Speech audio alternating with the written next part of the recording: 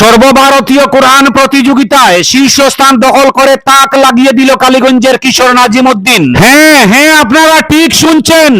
10 বছর বয়সে মাত্র 9 মাসে সমস্ত কোরআন হিফজ করে প্রশংসা কুড়িয়েছিল কালীগঞ্জ বলেশ্বর গ্রামের নেজামউদ্দিনের পুত্র নাজিমউদ্দিন। আর গত 9 ফেব্রুয়ারি 2025 ইংরাজি রোজ রবিবার কলকাতায় আয়োজিত All India Jamiatul Quran and Huffaz অ্যাসোসিয়েশনের উদ্যোগে কোরআন প্রতিযোগিতায় 450 প্রতিযোগীর মধ্যে শীর্ষস্থান দখল করতে সক্ষম হয়েছে কালীগঞ্জের সুসন্তান সোনার কালীগঞ্জের শিশু নাজিমউদ্দিন। নগদ 50,000 টাকা, উমরা হজ পালনের সুযোগ সহ সার্টিফিকেট, বিভিন্ন উপহার সামগ্রী তুলে দেওয়া হয়েছে নাজিমের হাতে।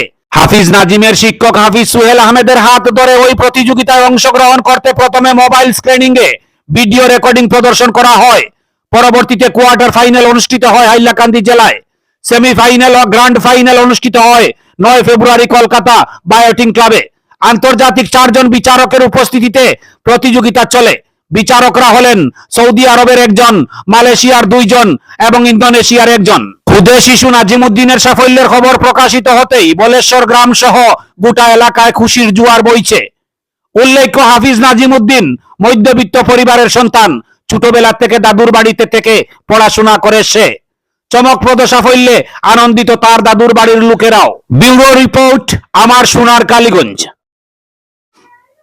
সর্বভারতীয় কোরআন প্রতিযোগিতায় শীর্ষস্থান দখল করে তাক লাগিয়ে দিল কালীগঞ্জের কিশোর নাজিমউদ্দিন। হ্যাঁ, আপনারা ঠিক শুনছেন।